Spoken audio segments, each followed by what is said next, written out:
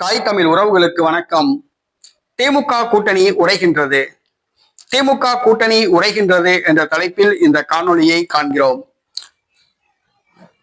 2019ஆம் ஆண்டு நடைபெற்ற பாராளுமன்ற தேர்தலில் இப்போதுள்ள திமுக கூட்டணி உருவானது.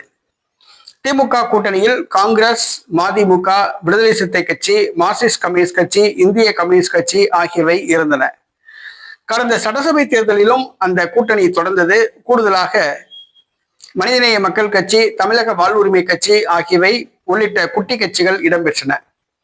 அதே கூட்டணி அப்படியே சிந்தாமல் சிதறாமல் 2024 பாராளுமன்ற தேர்தலிலும் தொடர்ந்தது. ஆனால் 2026 தமிழக சட்டசபை தேர்தலில் திமுக கூட்டணி உடைகின்றது. இதற்கு காரணம் திமுகவின் சர்வாதிகாரத்தனம். திமுக ஆட்சியே பிடிக்காவிட்டாலும் கூட பரவாயில்ல, வெற்றியே கிடைக்காட்டினாலும் கூட பரவாயில்ல, ஆனா கூட்டணி கட்சிக்கு அள்ளி கொடுக்காது, கிள்ளி கொடுக்கும். கூட்டணி கட்சிகளுக்கு சாப்பாடு போடாது, எச்சலை தான் போடும். அதுதான் உண்மை. இன்னைக்கு காங்கிரஸ் கட்சிக்கு கடந்த முறை ஒதுக்கப்பட்ட தொகுதிகளை விட 3 தொகுதிகள் தான் கூடுதலாக ஒதுக்கப்பட்டது. ஆட்சியில் பங்கு, அதிகாரத்தில் பங்கு என்று கேட்டது திமுக கம்பி நீட்டி விட்டது. தற்பொழுது தேமுதிகவுக்கு ஆசை வார்த்தை கூறி கூட்டணியில் இணைத்தது. தேமுதிக வருகை மற்றும் காங்கிரசுக்கு கூடுதலாக சீட்டு கொடுத்தது ஆகியவை மற்ற கட்சிகளுக்கு பாதித்துள்ளது. அதாவது கடந்த முறை விடுதலை சிறுத்தை கட்சி, மதிமுக, மார்க்சிஸ்ட் கம்யூனிஸ்ட் கட்சி, இந்திய கம்யூனிஸ்ட் கட்சி ஆகியவை தலா 6 தொகுதிகளில் போட்டியிட்டன. இதில் விடுதலை சிறுத்தை கட்சியும் மதிமுகவும் 4 தொகுதிகளில் வெற்றி பெற்றன. கம்யூனிஸ்ட் கட்சி 2 தொகுதிகளில் தான் வெற்றி பெற்றது. இந்த சூழ்நிலையில் இந்த 4 கட்சிகளுக்கும் தலா 4 தொகுதிகள் தான் தர முடியும் இந்த முறை என்று திமுக கரார் காட்டுகிறது. ஆக வெறும் 4 தொகுதிகளுக்கா திமுகவுடன் கூட்டணி அமைப்பது? தமிழ்நாடு முழுவதும் திமுகவுக்காக வக்காலத்து வாங்கி கொண்டிருக்கிறோம். தமிழ்நாடு முழுவதும் நம்ம கட்சி இருக்குது, வெறும் 4 சீட்டு கொடுக்குறாங்க, இந்த 4 சீட்டுக்கு போயா இன்னைக்கு திமுகவோட கூட்டணி வைக்க அப்படிங்கிற முடிவுக்கு விடுதலை சிறுத்தை கட்சி, மார்க்சிஸ்ட் கம்யூனிஸ்ட் கட்சி, இந்திய கம்யூனிஸ்ட் கட்சி வந்துள்ளது. மதிமுக கொடுத்தது போதும் அப்படின்னு சொல்லி வாங்கிட்டு தலை தப்புனா போதும் சொல்லி திமுக கிட்ட ஒட்டு நீ மாதிரி ஒட்டிக்கிருச்சு. இந்த 3 கட்சிகள் அதிருப்தியாக உள்ளன. கூடுதலாக மக்கள் நீதி மையம் கமலஹாசன் ராஜ்யசபா எம்பி சீட் வாங்கினாப்ல, தனக்கு குறைந்தது ஒரு 10 தொகுதியாவது கிடைக்கும் சொல்லி எதிர்பார்த்தாப்புல.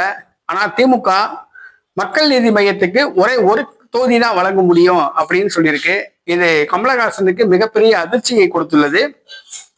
தற்பொழுது கமலஹாசன் திமுக ஆட்சியில் பெண்களுக்கு பாதுகாப்பில்லை என்று குற்றம் சாட்டியுள்ளார். அதே போன்று திமுக கூட்டணி விஷயத்தில் செய்வது நியாயமில்லை என்று மார்க்சிஸ்ட் கம்யூனிஸ்ட் கட்சி செயலாளர் சண்முகம் குற்றம் சாட்டியுள்ளார். திறந்த வெளியில் பத்திரிகையாளர்கள் தான்.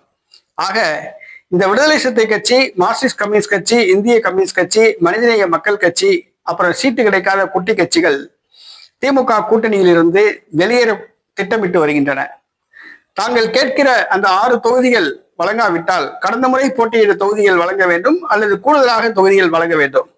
கடந்த முறை போட்டியிட்ட தொகுதிகளை விட குறைத்து வழங்கினால் திமுக கூட்டணியிலிருந்து வெளியேற முடிவு செய்துள்ளன. இதற்காக மாற்று ஏற்பாடாக தமிழக வெற்றி கழகத்திடம் ரகசிய பேச்சுவார்த்தை இந்த 4 கட்சிகளும் நடத்தி வருவதாக கூறப்படுகிறது. விடுதலை சிறுத்தை கட்சி, மார்க்சிஸ்ட் கம்யூனிஸ்ட் கட்சி, இந்திய கம்யூனிஸ்ட் கட்சி, மக்கள் நீதி மையம், இந்த 4 கட்சிகளும் தமிழக வெற்றி கழகத்திடம் ரகசிய பேச்சுவார்த்தை நடத்தி வருவதாக கூறப்படுகிறது. நடிகர் விஜய் தலைமையில் ஒரு அணியை உருவாக்க முடிவு செய்துள்ளதாக கூறப்படுகிறது. இது 2016ஆம் ஆண்டு விஜயகாந்த் தலைமையில் உருவான மக்கள் நல கூட்டணி போன்று மண்ணை கவ்வ போகிறதா அல்லது வெற்றி கூட்டணியா என்பது தெரியவில்லை. ஆனால் திமுக கூட்டணி உடைகின்ற ஒரு சூழ்நிலை ஏற்பட்டுள்ளது. திமுக தலைவரும் இது பற்றி கவலைப்படவில்லை என்று கூறப்படுகிறது. ஆக திமுக கூட்டணி உடைவது உறுதி என்று கூறப்படுகிறது. இன்னும் ஒரு சில நாட்களில் அது தெரிந்துவிடும்.